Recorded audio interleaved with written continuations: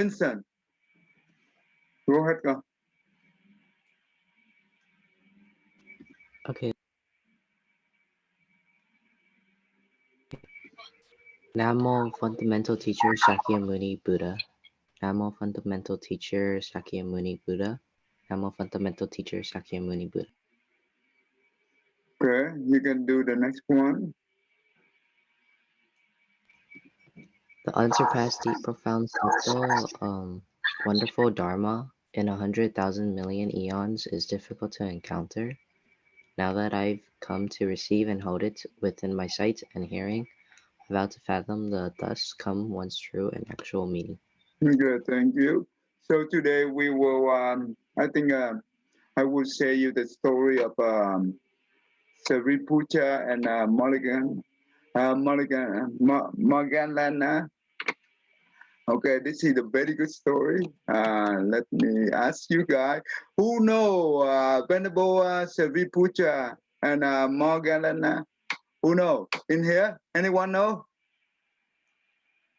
Thomas, do you know? No, I don't. You don't know. He is very famous. Why? Do you know? Dạ không. Oh, really? Wow. Tammy, do you know? Sariputta. Yeah. Yes, just Sariputta though. Yeah. What did he? What did he represent? And what did he? Who is he? So he's the teacher. Mommy, He's the one that was here most recently on this world to teach. Is my understanding. Okay, look like okay. It's very new to everyone. It's okay. Let me explain quickly here.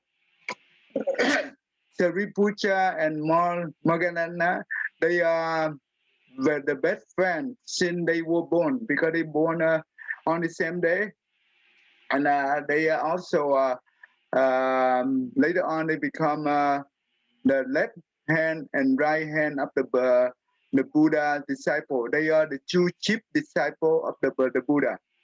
So the Sariputta is he the right hand disciple of the Buddha. He represents for the foremost wisdom. Okay, that means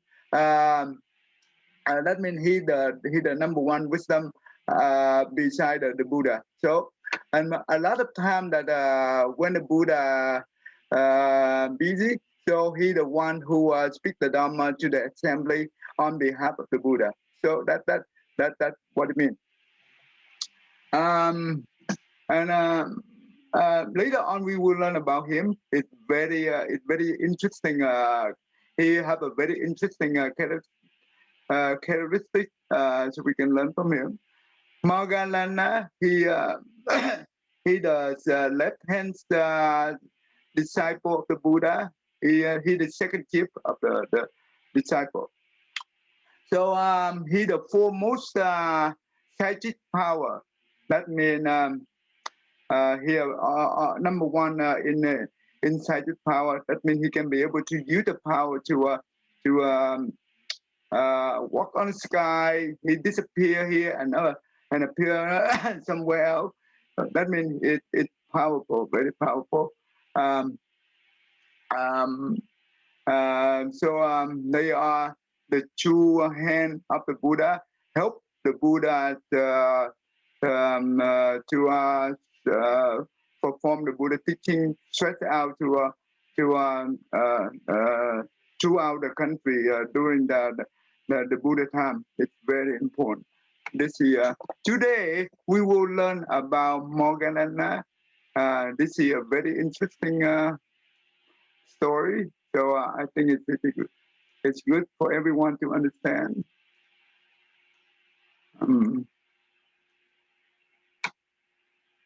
You can go in here and you search for this, and they have 8 different parts of the story. But today I use 7 and 8, so you can search on the YouTube. You can hear from it. Okay. Let's see, Nicholas, can you pay attention to the story and summarize the story at the end? Okay. Okay, con.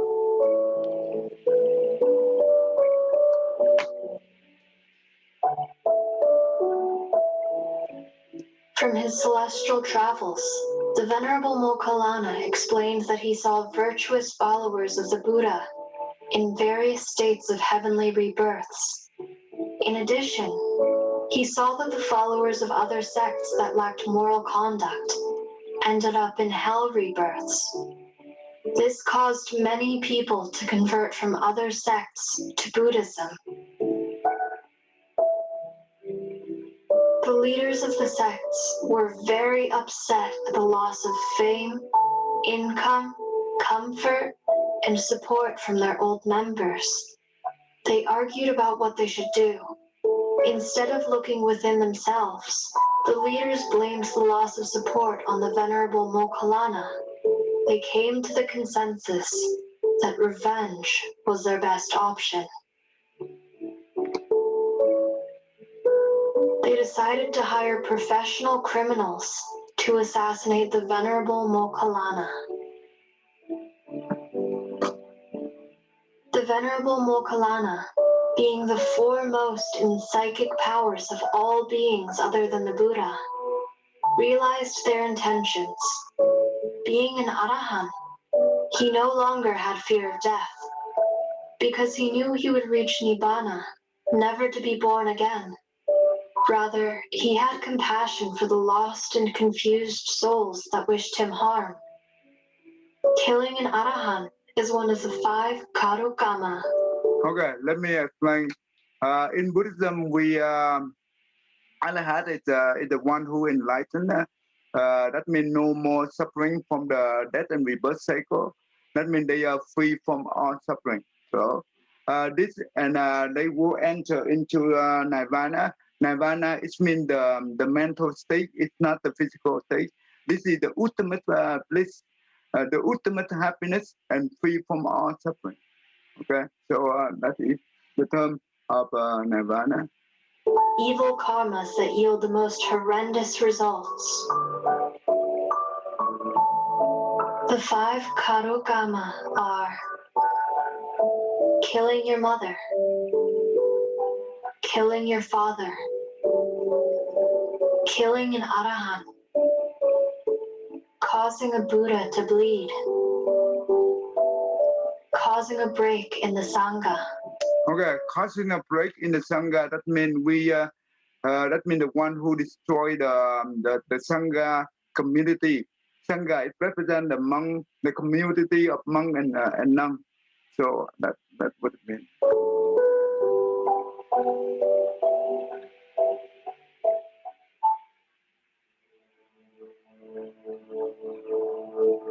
The hired assassins watched from a distance and saw that the Venerable Moggallana was inside his kuti. However, when they kicked the door in, they found that no one was inside. They were confused since they knew he was in there when they approached. What they didn't know was that when the Venerable Moggallana sensed that the assassins were near, he used his abilities to disappear. For 6 days, the criminals returned and bursted into the kuti. Each time they did so, they found that the kuti was empty. And on the 7th day, when the Venerable Moggallana sensed their return, he used his psychic powers to discern how many more times they would come back. He determined that they would not stop until they had killed him.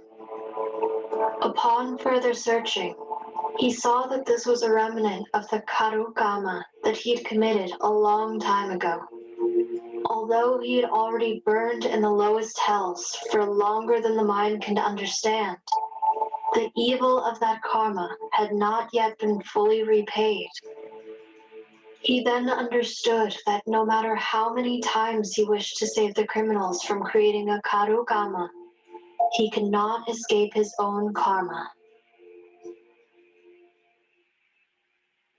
So, On their seventh try, the criminals burst in and found the venerable Mokalana sitting in his usual spot.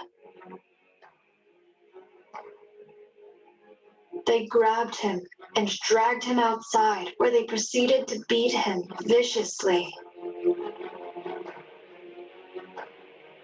Seeing the monk was close to death, they left him to die in the forest.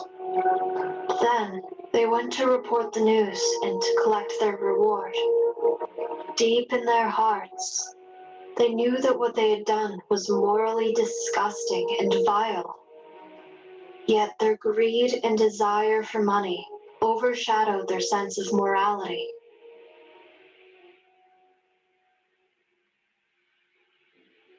With his last ounces of strength, the venerable Mokalana used his psychic abilities to repair some of his broken bones and organs. He flew to the Buddha to say his last farewells before he died. When he arrived in front of the Buddha, he said, "Master, today is my last day on this earth, and will be my last forever. I will soon enter Nibbana. Mokalana, there have been no better chief disciples than you and Sariputta. After today, I will not ever be able to look upon your face again. Before you leave, express the Dhamma so that all may hear." The Venerable Mokalana took his seat in the air and performed miracles and supernatural feats while preaching the Dhamma. The heavens shook, and the Devas and gods cried, knowing that they would not see another holy being such as him again for immeasurable amounts of time. The monks present were shaken by the depth and eloquence of his Dhamma, and many progressed further in their practice.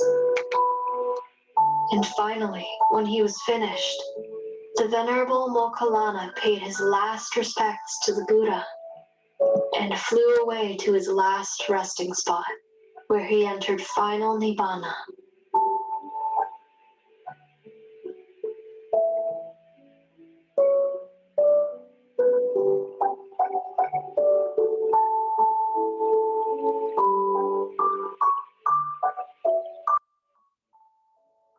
And after his body was cremated, all that remained of the Venerable Mokalana were his Arahant relics, the final physical proof that he was truly an Arahant.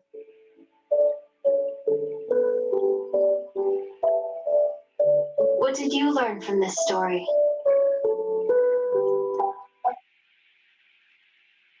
All right. Nicholas? All right. So since Mokkallana was one of Buddha's top disciples, he was able to convert other religious group members from their religion to Buddhism, and he was able to rebirth them.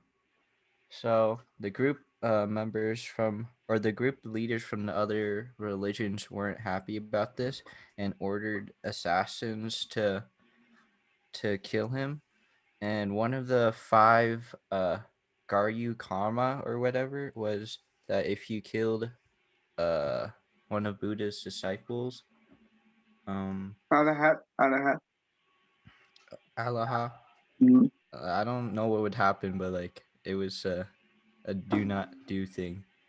And If they kill it, that means they will go to the hell for a long time. That's what it means. oh, and Yeah. then Monkalana was able to sense that there was assassins attempting to murder him. So the assassins were able to track down his little hut that he stays at, and using his supernatural abilities, he was able to hide from them for I think a week or so. But then on one day, the assassins were able to catch him, and they viciously beat him until he was barely alive. using his last strengths, he was able to fly to Buddha and tell him what happened and that he's about to go to the afterlife. After he meditates with the other Buddha students, he flies away to a spot where he would soon die and then be cremated. That he went into nirvana. That means the ultimate happiness state. That where the one who were enlightened. At, okay, Thomas. Thomas. Yes, Tay. Okay. Why he allow all the assassinator found him? Why? During the multiple tries where they went and he kept going invisible, he used his power to figure out like how many times they will do it and when will they stop. It turns out that they'll never stop, and it's part of his karma in the past. Like, well, I don't know what he did, but like he did something terrible, and he hasn't repaid his karma yet. So he realized he had to let them in to finish to repay his karma. Okay, that's good. I will show you the second story, second part of the story. You learn about what he did. Okay, and you will know. What does this mean to us, Kwa?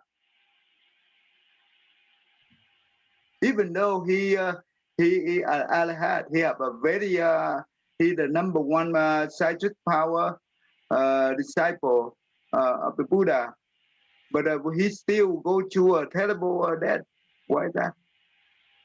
Oh, well, like his karma, he understood his karma, and he knew that um, that because of his karma, like it would have to happen, and it wouldn't go away until it was repaid or he let it happen. Nathan, Nathan. Yes. Okay. So that means the power of the Arahat cannot be able to overcome the power of the karma, the law of the karma. Yes. And what does that mean to us? So the law of the karma is what?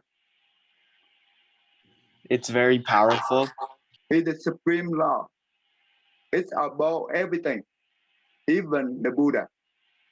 No one can control that law because that is the universal law. Okay? It's above everything. So think about this. Think about this. Aaron. Yeah, Thai. Okay, think about this. If because we learn about Magalana, Venerable Magalana, he the left hand side, the left hand disciple of the Buddha. He have the most, the foremost psychic power. But you know what? At the end, he have a terrible death, right, due to his karma. But what does that mean? If the one who become Alahat and he can escape from the karma, he can avoid his karma. He doesn't have to pay. Is that fair to you? No. No, right? So that means just like the one. Can you give me an example in the real life? Right on. Can you repeat that? Can you give me an example in the real life when if we did something and we don't pay back? That is not fair, right? So what in the real life? What do you think? What kind of example you can give?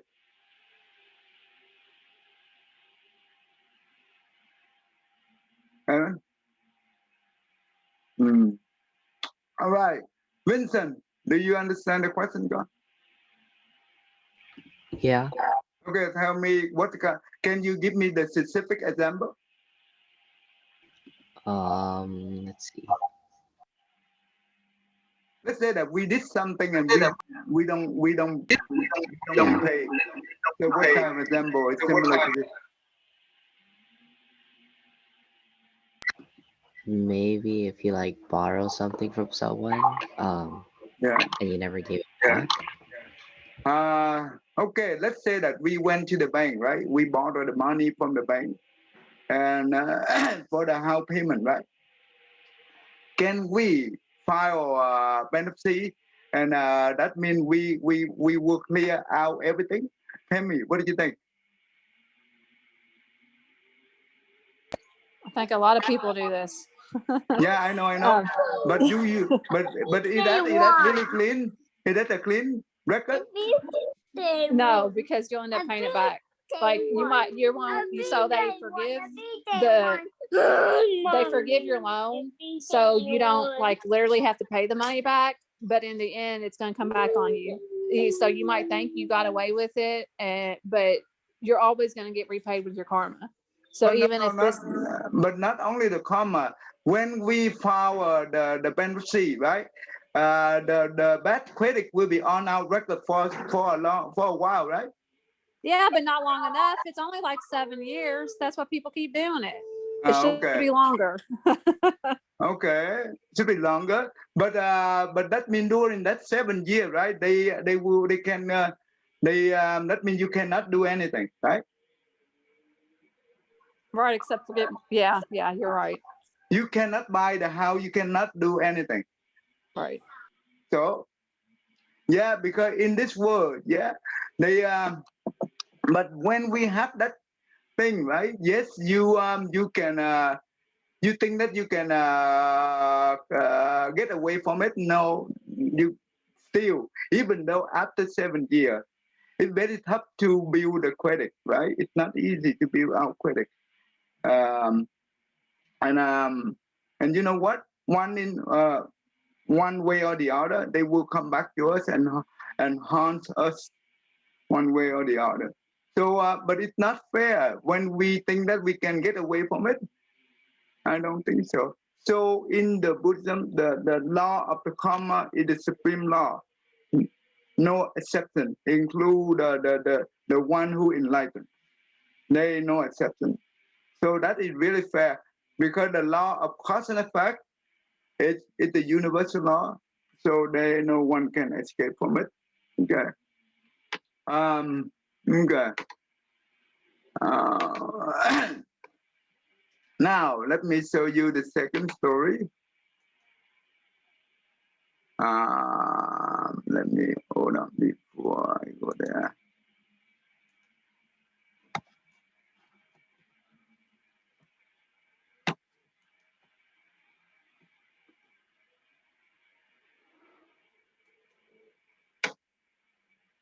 But when we have that kind of characteristic, that means we want to do something, we can run away from it. You know what?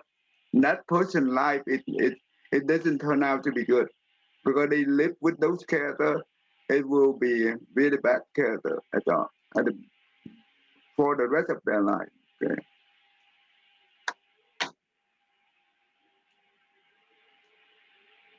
Okay. Let me see.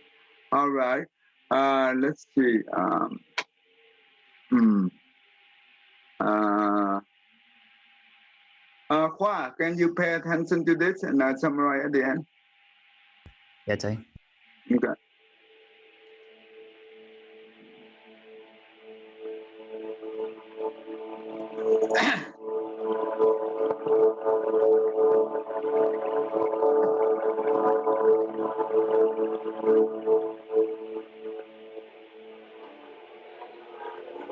After the death of the Venerable Mokkallana, the criminals went to a tavern and imbibed strong drinks. When the first criminal became drunk, he began to brag out loud that he was the first to strike the Venerable Mokkallana. The second criminal struck him and said, "How could you say that? I struck him first." Which led to the third criminal crying out, "Hey, I struck him first." What the criminals hadn't known was that after the murder, King Ajatasattu had sent spies throughout the kingdom with orders to find the murderers. A spy overheard them arguing and called in the soldiers and had them arrested. They were questioned before the king and confessed that the naked ascetics were the ones who hired them. The king then had the naked ascetics caught, publicly tortured, and executed.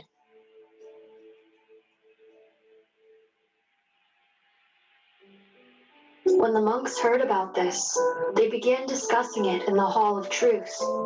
They were confused how the Venerable Mahamokkallana, the being who possessed the greatest set of psychic abilities second only to the Buddha, could have met such a death. The Buddha responded, "Monks, if you only consider this present existence, then it would seem like Mokkallana met a death that he did not deserve. However, if you took all of his existences, then you would see that his death exactly matched the karma he created in the past." When the monks asked for the story, the Buddha explained, "A long time ago, a youth had the responsibility of caring for his blind parents. He was happy to do so in order to repay them for giving birth to him and caring for him as a child.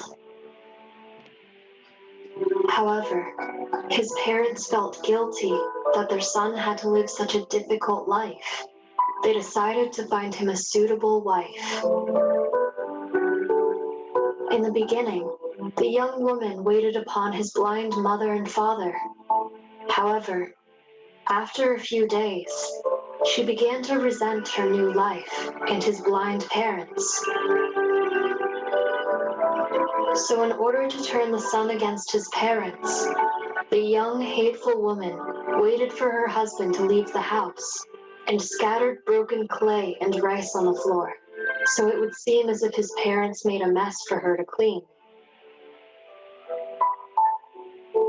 When he returned home, she quickly pointed to the mess and said, "Look, dear, look at what your parents do to me when you're not home. I can't live like this." Much to her surprise and distaste, the young man merely bent down and cleaned the mess himself. Not ready to give up, the young woman kept complaining until she eventually won the young man over. He reluctantly agreed to get rid of his parents so that they could live a happy life together. He was blinded by his love and lust for his wife, and forgot his duties and debt to his parents. So one day, he convinced his parents to go on a journey to visit relatives in a faraway town. He led the horse, while his parents sat in the carriage.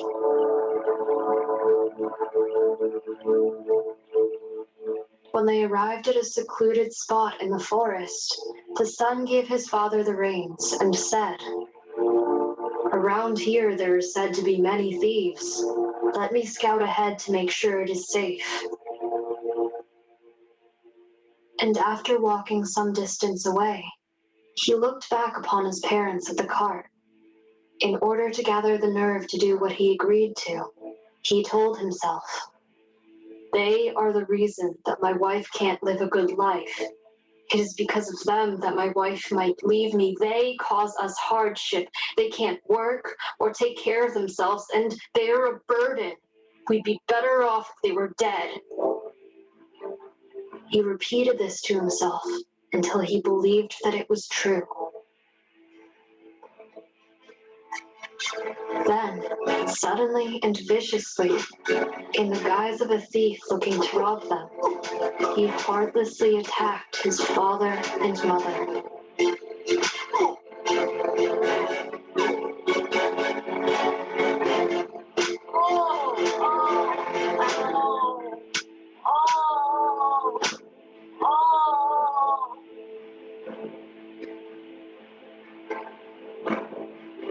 However, to his surprise, as he attacked them within an inch of their life, he heard his father and mother scream, "Son, get away! Son, protect yourself! Save yourself! Don't come back! Don't worry about us! We We are old and blind. Let us die so that you can live.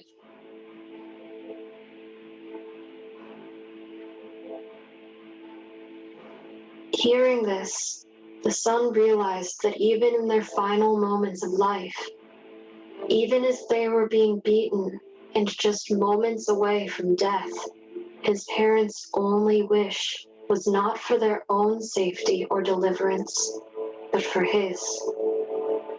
This sudden realization cleared his mind of all the thoughts of anger and hatred his wife planted in him. His thoughts of sensual pleasures with his wife were overpowered by a flooding sense of shame. Here he was, killing his loving parents as they sought to protect him. What kind of animal am I? What kind of horrible creature am I? What have I become? The repentant son dropped his stick and pretended to chase the imaginary robbers away. Mother!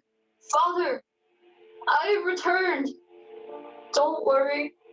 I chased the robbers away. They weakly rebuked him.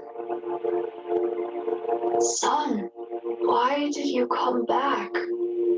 You're old and blind and cause you nothing but suffering.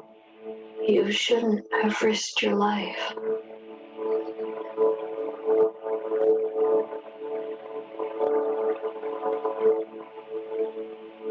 The heartbroken son tried his best to mend the wounds that his evil hands had wrought upon his loving parents, with the same hands that just sought to kill them. He tried hopelessly to save their lives and to take back that which had already happened. As their final breaths left their broken bodies, the repentant son screamed, Mother! Father! I am sorry. Don't leave me. Please, don't leave me. Forgive me. I didn't know. I didn't mean to. Please. Please.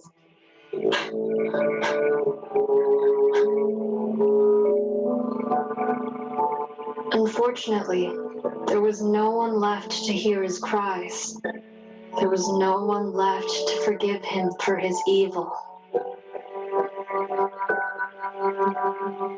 With the guilt of his immensely evil action burned into his mind's eye, he immediately went to Awiti, the lowest and most horrendous hell after he died.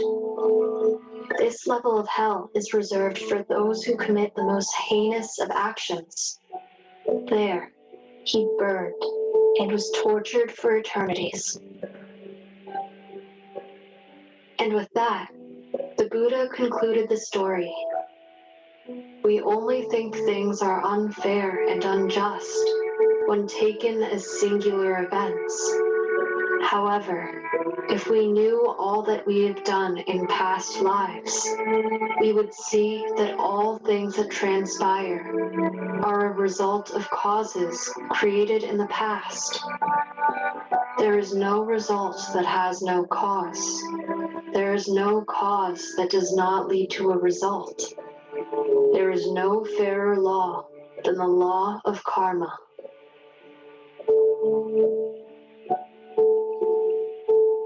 What did you learn from this story? We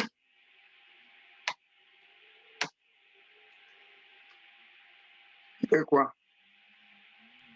Okay, so at the beginning, the three assassins, they were at the bar and they got drunk, so they started boasting about them assassinating the Arahat, and then they got caught. So then they were put to public execution and torture. So then it was the story told by the Buddha was there's the married couple, and they lived with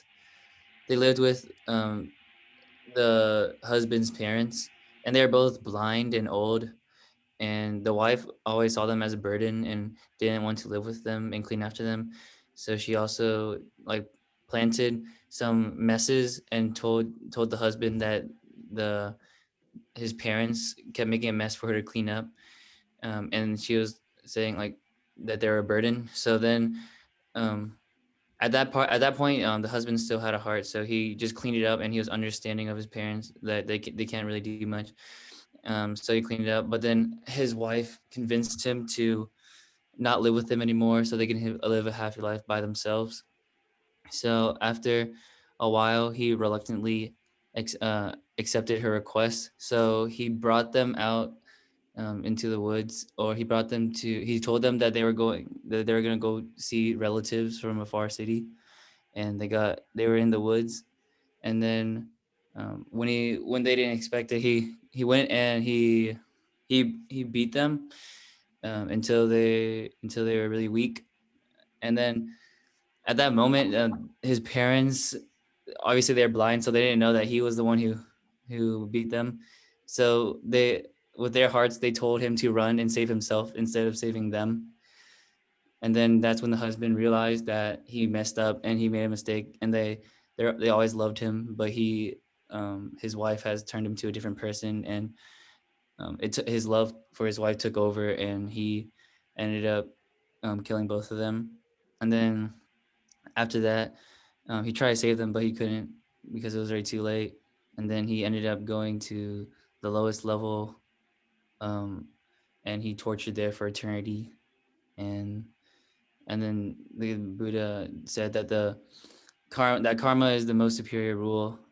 And yeah. But the Buddha also said that if we look at the single event, well, what do you mean by that?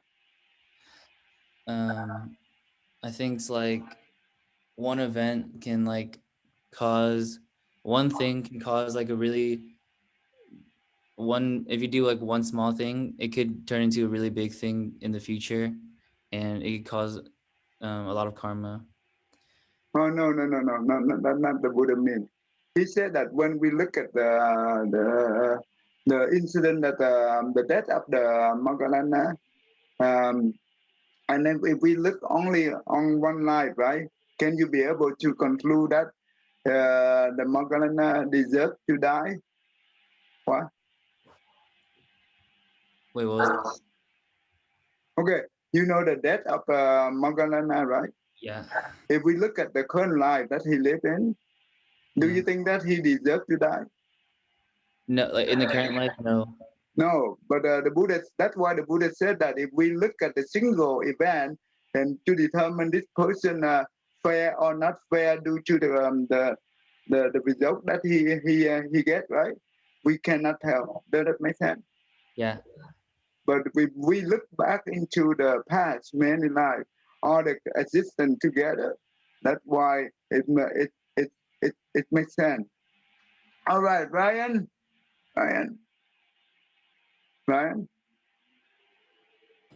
Yes. Nghe con. Do I read or something? Yeah, let me show the. That means in this story, what did you learn? I learned that every single action you do has a consequence to it. Yeah, that's correct. Do you see that in our life right now, our current society right now? Do you think anything happen by itself without the rebate cost? Can you see No. that? No. No, right? That means the one without the rebate one, we cannot see the current one, right? Yeah. Yeah, that's always the case.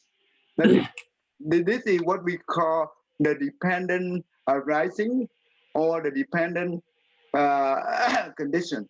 It means that everything is depend on each other, and when something happens, that means they have to have something happen before that. Uh, so and now you see the world, right? The economy, they rely on each other. Many countries they rely on each other. When the economy of the world collapse, that means it affects every country, not only one country. The same idea. So we look at the coronavirus right now. that affect every almost all country in the world. You see, because we rely on each other. So, okay, let mm, mm, yeah, okay. So we know that. What do you learn from this story, Vincent? Vincent. From the story we just watched, Yeah. What do you learn?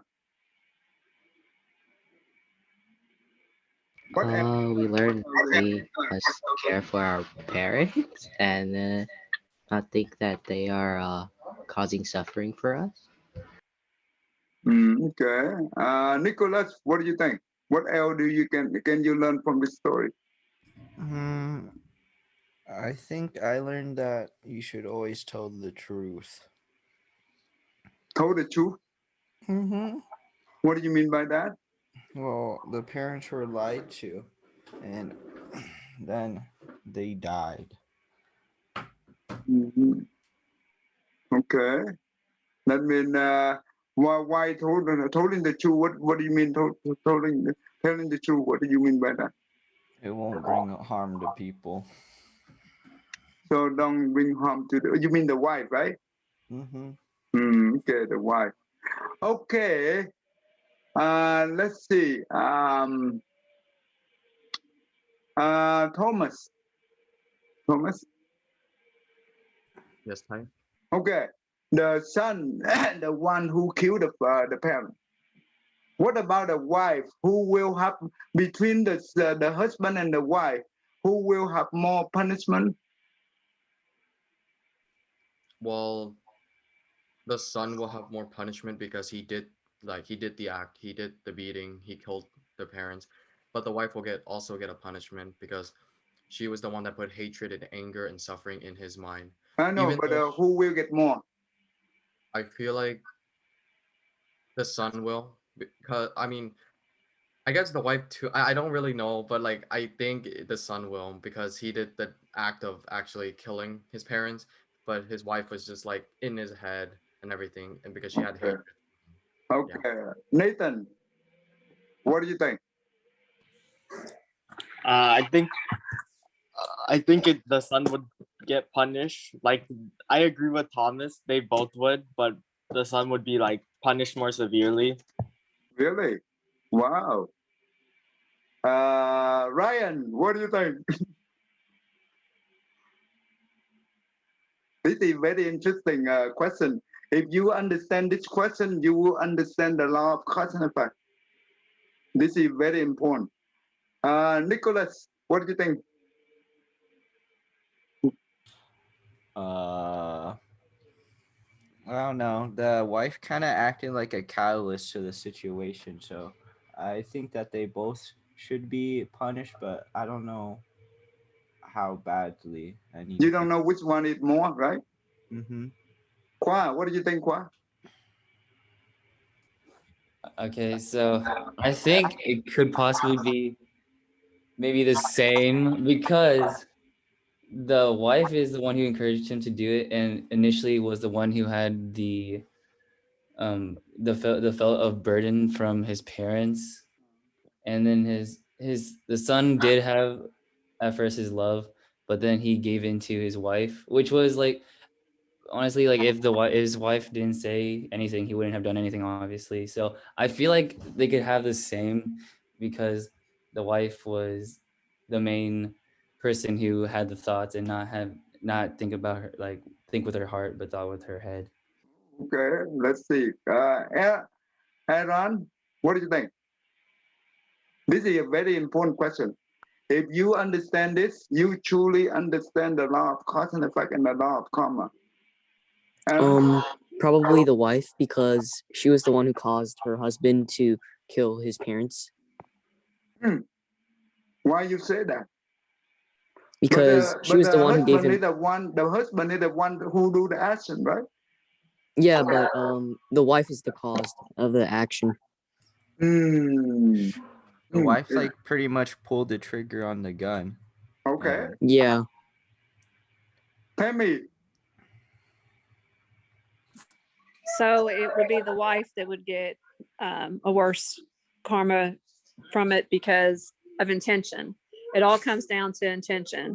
So her intentions were to cause harm to the parents, to get rid of them so that she could enjoy her life with her husband. Where the Hmm. son's intentions were, even though he committed the act, he had pure intentions of trying to appease his wife and live happily with her.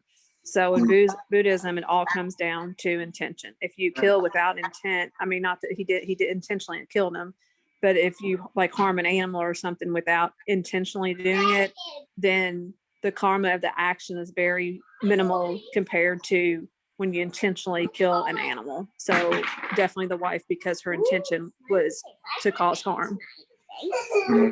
That's true. That is correct.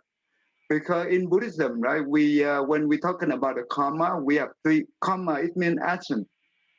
There are three actions, right? Action of the mind, action of the mouth, action of the body, right? If the body or the mouth do, did that do according to the mind or without the mind? Aaron? Aaron? Say that again. Okay. So you know that karma, it means action. So action, there are three type of action: the mind, the mouth, and the body. So when when the mouth says something or the body acting something, it that depend on who? Who will be the one who command them to do it? Aaron. Wait, say that again. Okay, which one control the body and the mind, the mouth to do it, the action?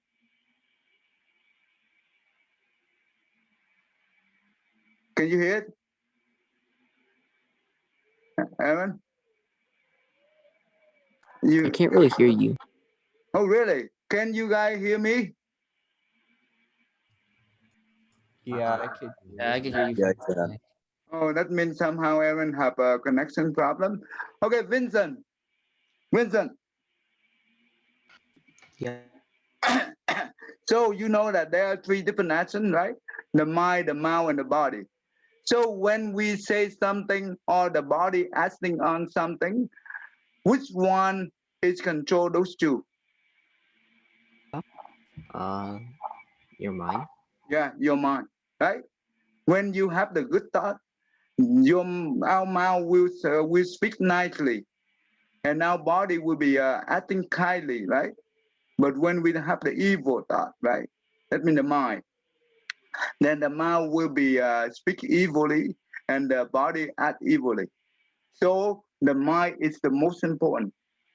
So yes, the son is the one who do the action, but that action come from the intention of the wife. So the wife, he will have double punishment instead of one, because one punishment is from the intention that he trigger the husband, right? That means the intention that he the one who come with the intention, and another punishment is the one he, that means the husband see it is the one who planned the bad shit on the husband. That means the husband is acting on her behalf. So there is another punishment come from the husband. She have to be responsible for that action from the husband. So they are double count. It's not one count. Does that make sense to you, Nicholas? It makes more sense now. Okay, why you understand that? Why? Yeah. This is important. Tammy, you understand that, right, Tammy? Yes, I understand this. Okay, so the one who trigger other people to do bad thing, that person will have double count, not one count. They will be double. Okay, so it's important. So and I also said that when you later on you grow up and you get married. So I ask you that do we need to treat the parent of the spouse equally to our parent? Nathan, what do you think? Could you repeat that? Okay. Later on, you get married, right? That means you have the spouse parent with your parent as well. Should we treat the spouse parent equally to our parent? Yeah, we should. Why? Because technically, when you marry someone, their parents will become your parents too, and you should treat them as they're like your own family and make it equal. Okay, think about this. Without the spouse parent, do you think you have the spouse, Nathan? No. No. Without your parent, do you think you exist? No.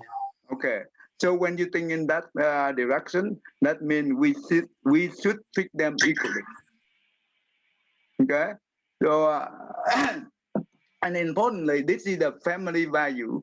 So when you plan to get married, you need to make sure that your spouse have the same value of the family value to treat the parent equally. Okay. So then that can help you to avoid the future conflict. Does it make sense to you, Nathan? Yep. Okay, that's important. Let's see.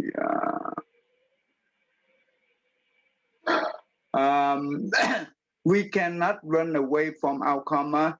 That the same thing that we cannot run away from our shadow, right? Whenever you walk, you see your own shadow. You cannot escape from your shadow. The same thing, we cannot escape from our karma. Anyone have any question for me? You want to know, to ask? Anyone? I have a question. Yeah. So this makes me wonder, like I was just last night, I was telling the master how unfair it is to be born in ignorance. Like I said, it's just not fair that we all have to be born in ignorance. Which of course being born in ignorance creates all kinds of sufferings.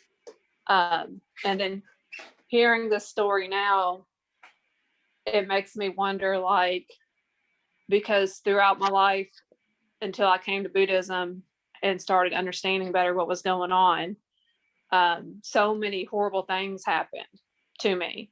So after I hear this story, you know, I can kind of, and I've always had a problem since I've came to Buddhism under like accepting that I must have did horrible things in the past, like, or it wouldn't have happened in this life.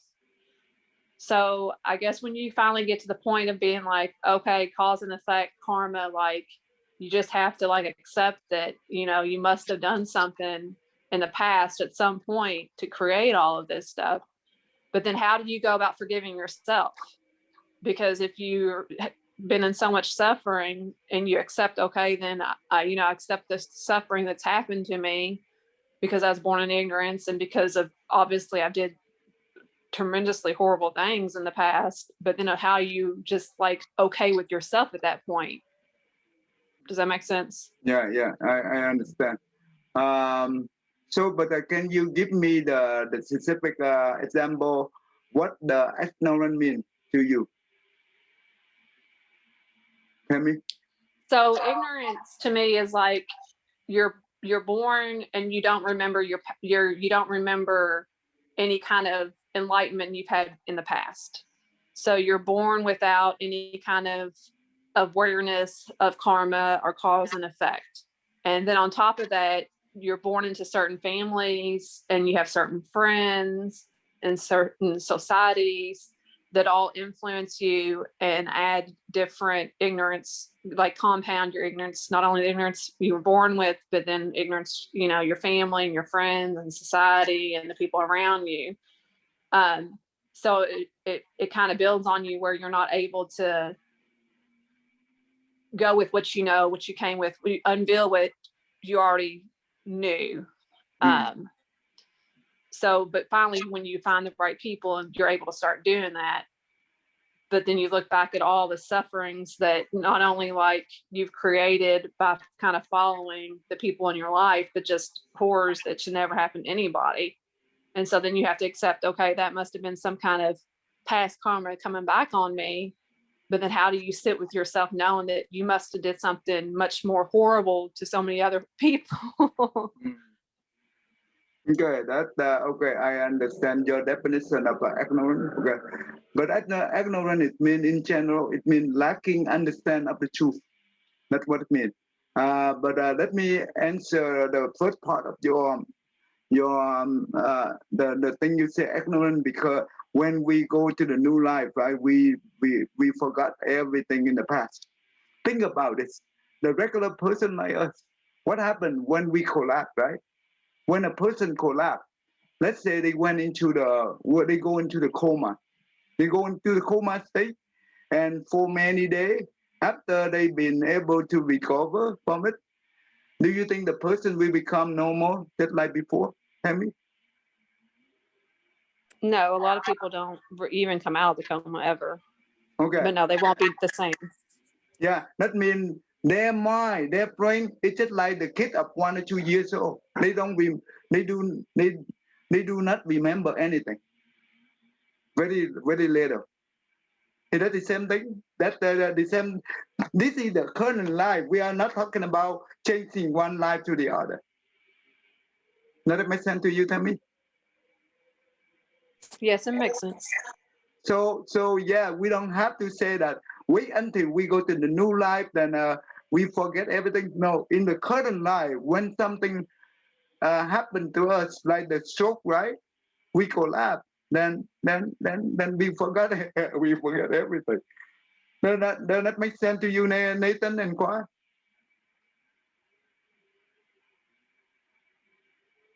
Yeah. Yeah. The reason we be able to retain the information, you learn about the eight consciousness, right? The first five consciousness, I mean the eye, the ear, the nose, the tongue, and the body. But the mind consciousness, that means the brain, they have the short-term memory. And the short-term memory is the place that we can load the data into it. We can process the data. That's where we can retain the information. Well, that's where we can remember, or we can memorize things. We can remember things. But when the person collapse, and that means them, let's say that after they collapse, right, for 10 or 15 minutes before the ambulance came over to rescue them, right, the brain, the memory, it will deteriorate it. That means it damaged to the point that that means even though they went into the coma and they can recover from the coma, but the memory part is already lost.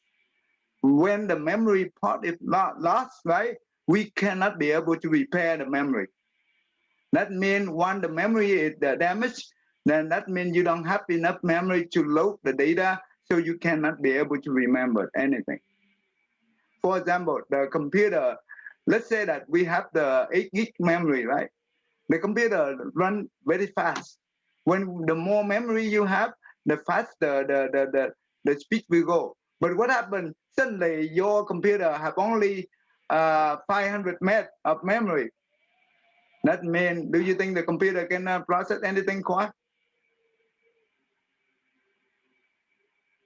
I'm sorry. So let's say that at the beginning, our computer, we have 8 gig of memory, right? Yeah. It runs very fast and it processes things very quick. But suddenly your memory, your computer memory is damaged. You have only 500 meg left. That's not even 1 gig. Do you think your computer can process anything? No, no. No. The same thing with our brain. When the person collapse, the memory will be damaged.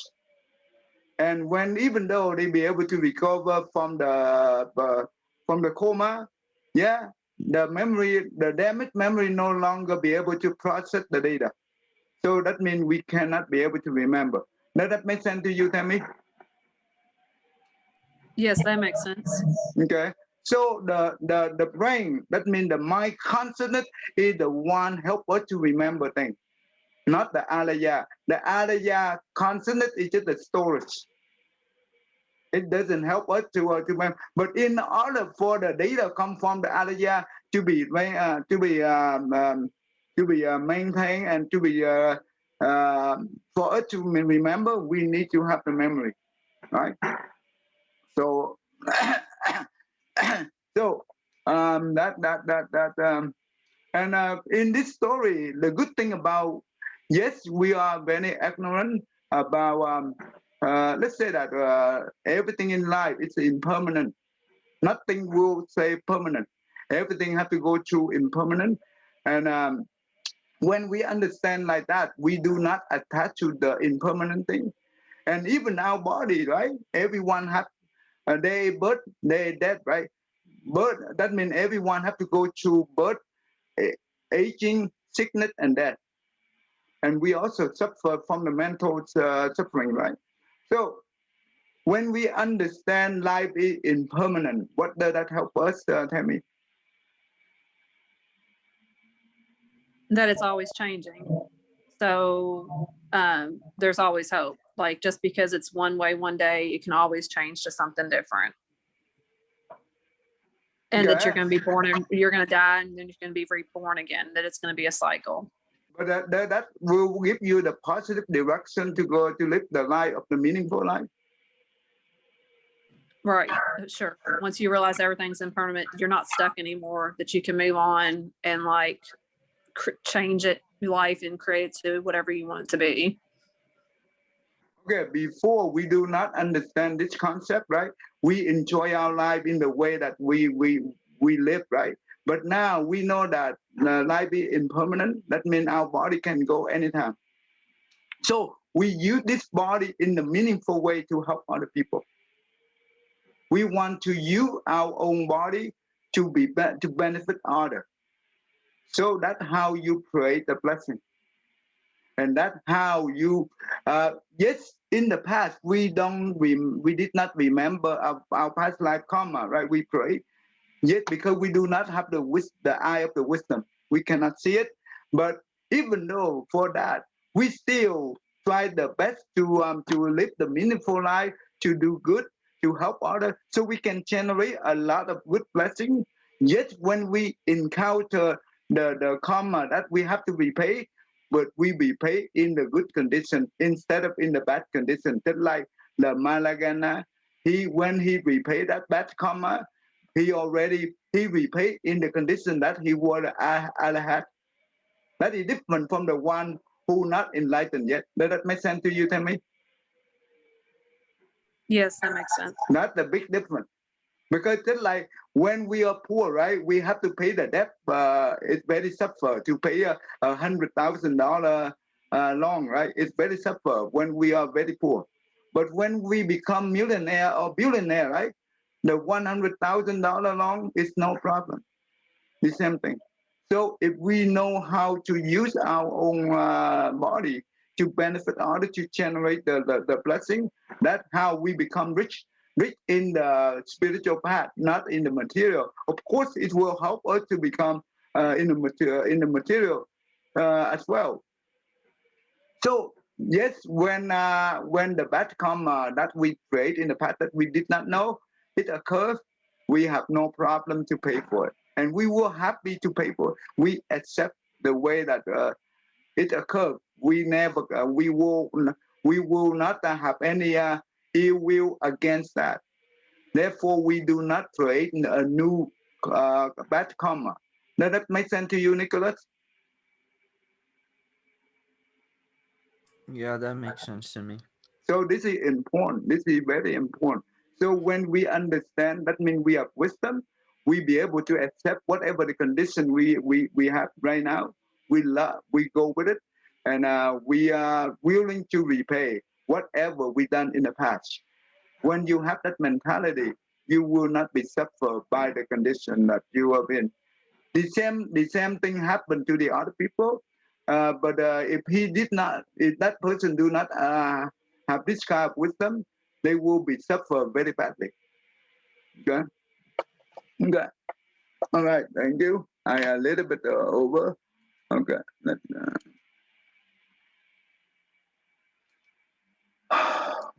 Okay. Nicholas, go ahead. May every living being, our minds as one and radiant with light, share the fruit of peace with heart of goodness, luminous and bright. If people hear and see how hands and hearts can find in giving unity, may their minds awake to great compassion, wisdom, and to joy. May kindness find reward.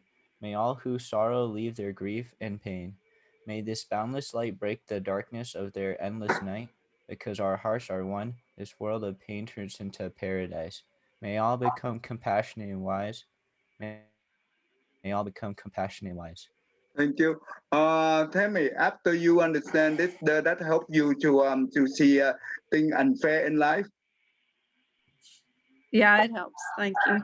Okay, that's good. That's good. All right, thank you everyone. Rồi Nam mô Di Phật ha. Dạ. Am I able to Cảm ơn thầy.